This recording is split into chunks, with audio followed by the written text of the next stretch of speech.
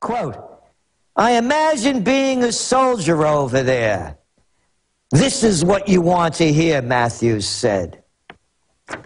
Imagine being a soldier over there? What is this clown playing with? The soldiers, most of them say they want to come home. The guy that killed all those people begged not to be sent back for a fourth time as part of his foot had been blown off. But they always imply, let's support the troops. And everybody knows what they want.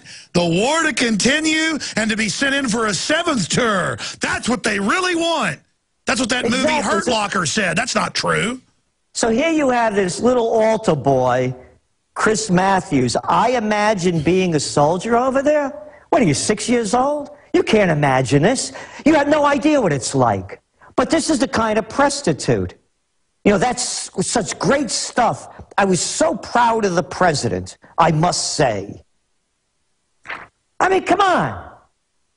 This is what it is. So these are the prostitutes leading the people to war. And again, I keep going back to the premise. How could people buy this cheap freak show? Well, by the way, it is a freak show. Let's say if I came up to New York to see you like I've done, and if we were at dinner and I started doing a New York accent, you would think I was a freak. Or if you came down to Texas to visit me, and you get here and suddenly you're like, how you doing, Alex? I'd be, after a while, I'd be like, Gerald, are you on medication? I mean, they're freaks. I promise we're going to your calls when we come back. And then Gerald's got a bunch of other info he's going to be breaking down. He's going to tell us what's coming up in his latest trends alert. But they got folks holding. I'm going to get to you. Anthony, when we come out of break, you're up next. If you believe in this information and want to support its viral spread, go to the InfoWars store at InfoWars.com. We've got the new G.I. Joe InfoWars T-shirts. We've got the incredible Pro Pure gravity-fed filters available at InfoWars.com in the store. We've got a new DVD, Scientists Under Attack, the Don't Tread on Me flag. We've got all sorts of different bumper stickers to help spread the rebellion virally. It's all there, wristbands, citizen rule books in every order. Order online at InfoWars.com today. The water filters, the canteens, it's all there. InfoWars.com. General Motors paid, what was it, total $22 billion to ship the Volt plants, the Cadillac plants, and some of their other car manufacturing to China, Brazil, Eastern Europe, and Mexico. So you paid in the bailout money, your tax money, to ship it out of the country. And they just announce it. If those aren't traitors, because it's one thing if companies want to leave. You know, we should have tariffs that are fair. Of course, we don't. Shouldn't have tax incentives. No, there's a reason everything left the country.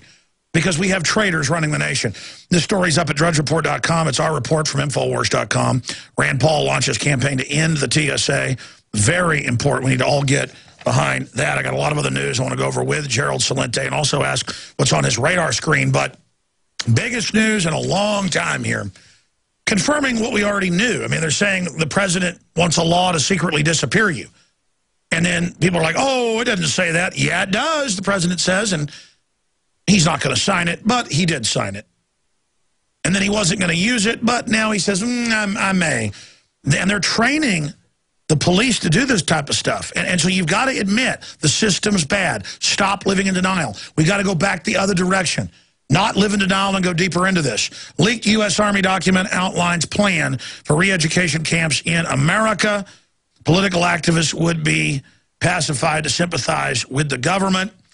And it's an amazing article with the PDF and the screenshots highlighted where it says it's for the American people domestically over and over again. And again, I've been to the drills. They're training the military to take us on. So the minority of people are there on the article at InfoWars.com denying that it says that. Oh, like the NDAA and the Patriot Act and all of it. Gerald Celente, again, is our guest. Let's talk to Anthony in California, who's got a comment on this. Anthony? Hey, how you doing, Alex? Good. Great. You know, I just want to say I'm not actually military myself, but I did work alongside with a lot of military people. And I got to talk to some of them who've been on multiple tours, like you were just saying, and who knows what really, you know, what's really going on. Now, if I could get in a couple of things, if I may. The first is, well, you've helped awaken me, and I've talked to a lot of these guys. I used to have a security job that hired a lot of them on and off duty. One person in particular was an active duty soldier who returned from Iraq who's now deployed in Afghanistan. around the time Bin Laden's supposed death, when all those contracts were placed in the returning soldiers, we talked about Dr. Steve Kutenik's information. He brought up one of his best friends in the Navy was actually on the ship that was carrying Bin Laden's body, and said that nothing was actually dropped into the water. No real body was dropped into the water.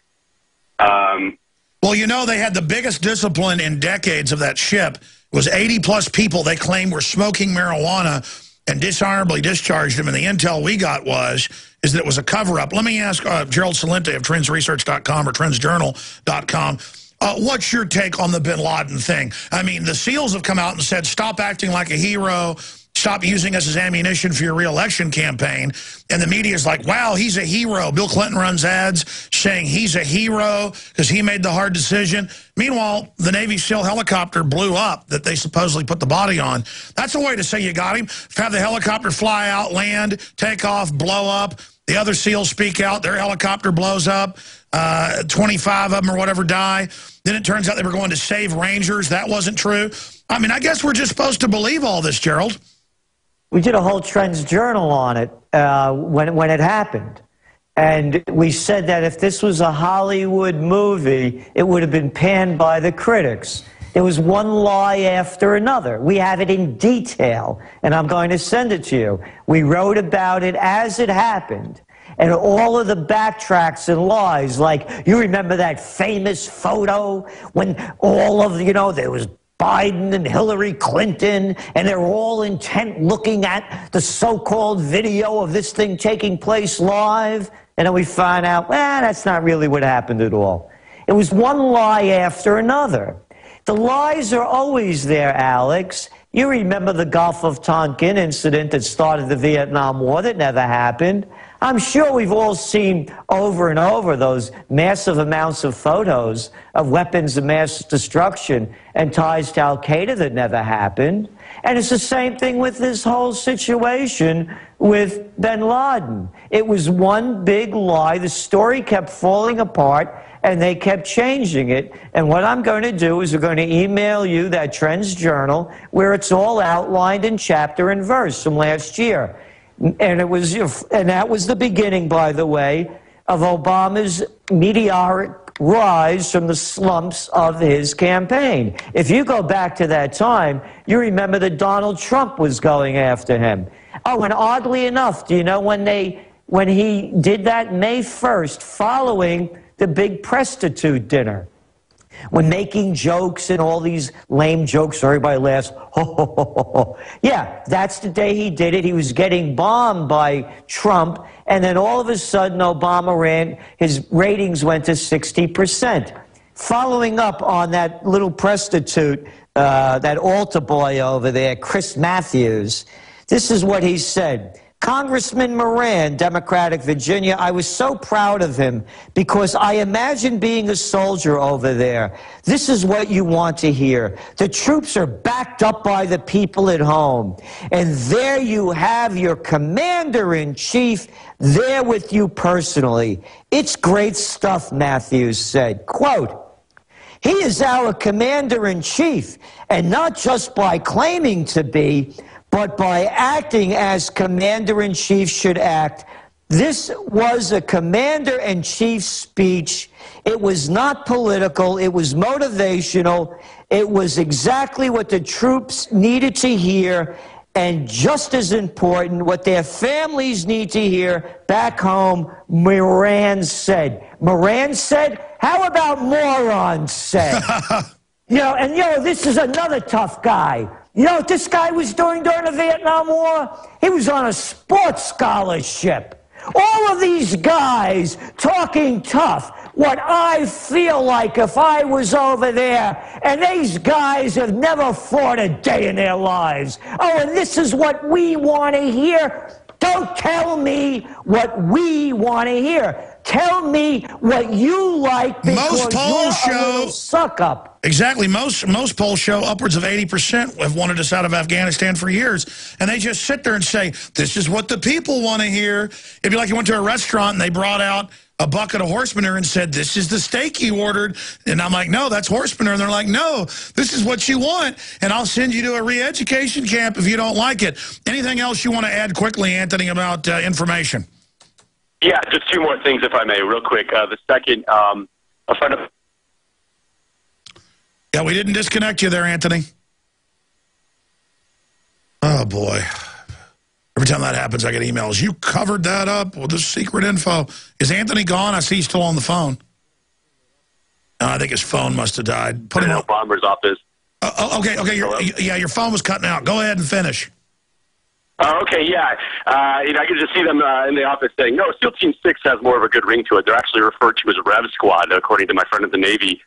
And one last thing, Alex. Sir, your phone cut out for about 20 seconds. Repeat what you said. Okay, can you hear me now, Alex? Yes.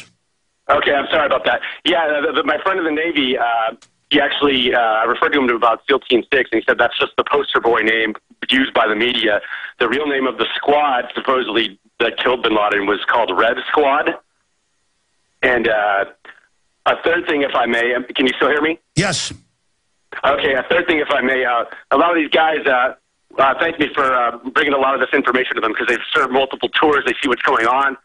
They recommended I look into journalism, and I did submit a video for the reporter contest. I haven't seen posted yet. I hope you get to it. If not, there are a lot of great submissions. And sir, we are trying to get it all posted, but we want to dull it out because if we put more than 15 out a day, then people won't watch them. We do plan to start doling some out and actually airing them on air, but God bless you. Yeah, look, all the military I've talked to doesn't buy this. And I talked to a Navy SEAL here in Austin, who I've known for years. I'll just leave it at that. And his family's here. And he has a friend in SEAL Team 6, and he said they don't buy it. And he said, yeah, they think they were sabotaged in that helicopter that had 20-plus on board that died. And it was a fake mission. It was on the news. They were battling al-Qaeda, saving the Rangers. Turned out it wasn't even a real mission. They just put them on, flew them out, it blew up. And the media had to admit that wasn't true. Same thing with Pat Tillman. He was charging an al-Qaeda bomb emplacement, machine guns, and got taken out. Of course, turned out they killed him. The Army coroner said they murdered him. So the good news is everybody's not lying, Gerald. But, I mean, look at that. The Pat Tillman, all of it. And how about that other one, that young girl in Iraq? Remember that one? Private Lynch. Yeah. I mean, they keep making this stuff up. Here's that Trends Journal, by the way, the direct democracy issue. And this is from the summer of 2011. And here's the quote I said: "Is cinema showing a Hollywood B movie as incoherent and unconvincing as Obama versus Osama would be mercilessly panned by film critics." Here's the story right here. It began with this great story. Obama watched bin Laden die on live video as shootout beamed to White House. There it is. It's right there. They tell the whole story. By the next day, the script was already beginning to change. There was no firefight. No one fired on Navy SEALs in bin Laden's house. Only one of Osama's associates was armed, and he was killed in an adjacent guest house at the start of the Iraq operation. If you even believe that, then they dump him in the water. Remember this one. And an unarmed Osama did not use his wife as a human shield like the prostitutes said they did, like the White House lied that they did. What was first described as an elaborate fortified $1 million compound was neither elaborate nor fortified. One lie after the next. We outline every one of them. And yet here it is. The whole thing has been recast, and you have guys like that moron Moran and that prostitute Matthews saluting our commander-in-chief. Let me tell you what I believe a commander-in-chief is. You want to call yourself the commander-in-chief, Jocko? Go lead the troops. Go command, chief. Stop shooting off your mouth like you're a tough guy and go over there with the soldiers, live with them, and go lead the charge. And by the way, I include everyone else in that. Anyone that wants to talk tough and be tough, pack up your gear and go fight. Leave me out of your psycho trip. Well, that's it. And I hear these guys that call in and say, parking lot, kill them all. They can't even find the country. I mean, Iraq did nothing to us. Our government put Saddam in power. This is the reality of this.